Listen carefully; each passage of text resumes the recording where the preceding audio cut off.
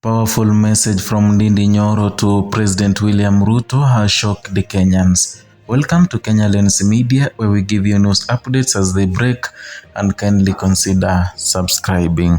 Now, Kiharu, Member of Parliament Ndindi Nyoro has publicly called the President William Ruto to halt what he described as the use of hired gangs against opposition figures, warning that such actions undermine the constitution and threaten Kenya's democratic stability.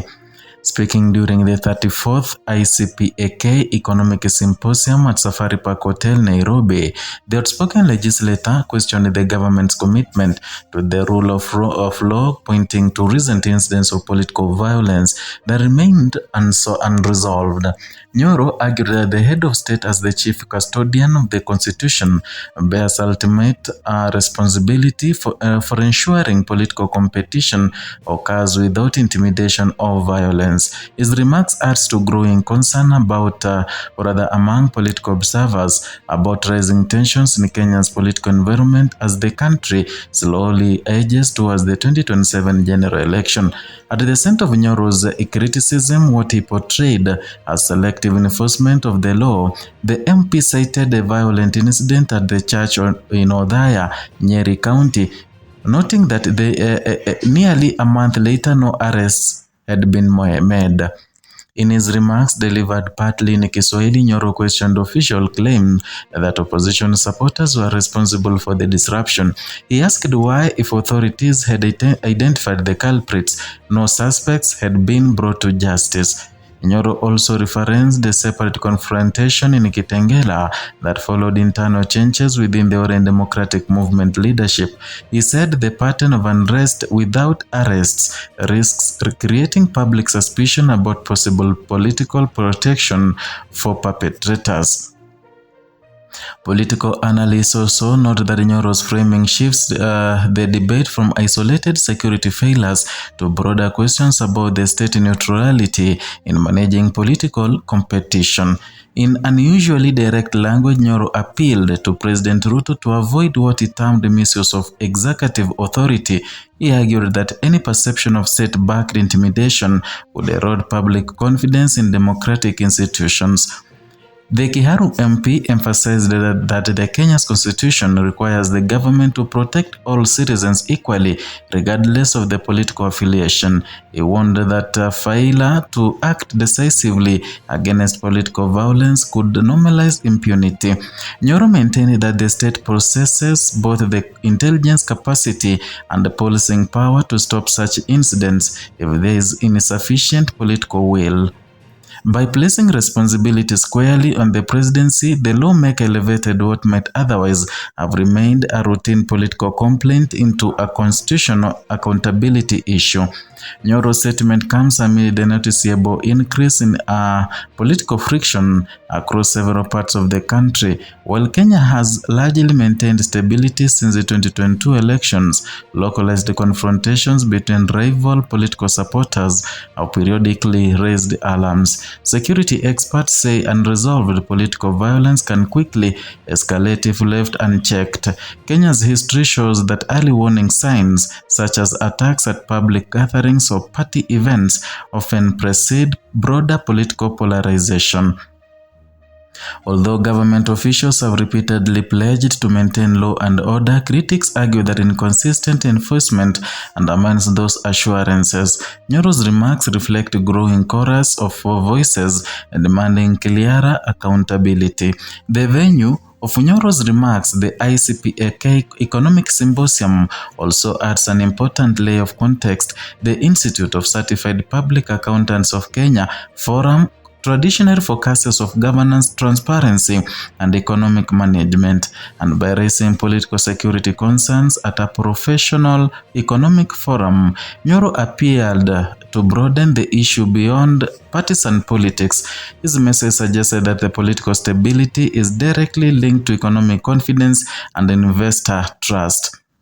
Economists also frequently warn that uncertainty driven by political tension can discourage investment and slow economic recovery. In that sense, Nyoro's intervention connects security concerns to Kenya's broader development trajectory. As of the time of the remarks, there had been no detailed public response from the executive specifically addressing Nyoro's claims, and in Kenya's fast-moving political environment, such silence often becomes part of the political narrative itself. Supporters of the government have previously dismissed similar accusations as politically motivated rhetoric. They argue that security agencies operate independently and respond to evidence rather than political pressure.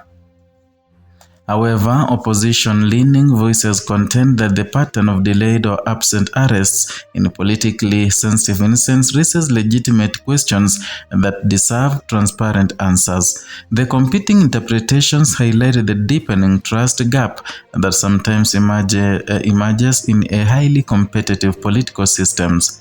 Nyoro's warning that the alleged action contradicts the constitution taps into a powerful political theme in Kenya and says the promulgation of the 2010 constitution. Public discourse has increasingly framed political disputes in legal and constitutional terms. The Constitution explicitly guarantees freedoms of association, assembly, and political participation. Any suggestion that state power is being used to intimidate political actors therefore carries significant legal and political weight. Legal scholars noted that even perceptions of unequal protection under the law can damage institutional credibility, whether Nyoro's claims are substantiated or not. The debate itself reflects heightened public sensitivity to constitutional compliance. Kenya's political history gives added significance to Nyoro's concerns.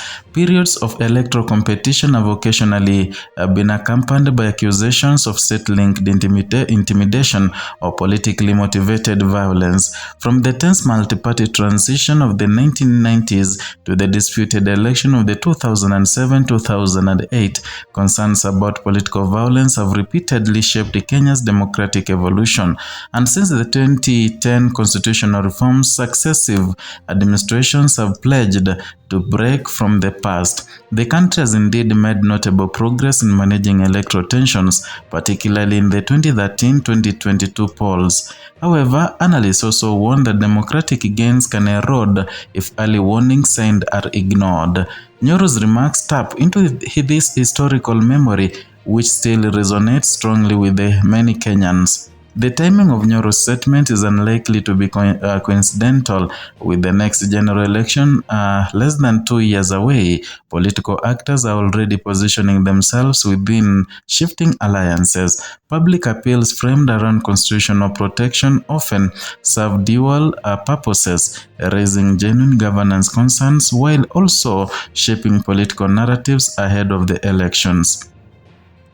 Nyoro, widely viewed as an influential figure within Mount Kenya politics, may be signaling both institutional concern and political positioning, and his call for restraint from the presidency places him in a delicate but potentially strategic space within the evolving political landscape. The significance of Nyoro's warning extends beyond a single political speech.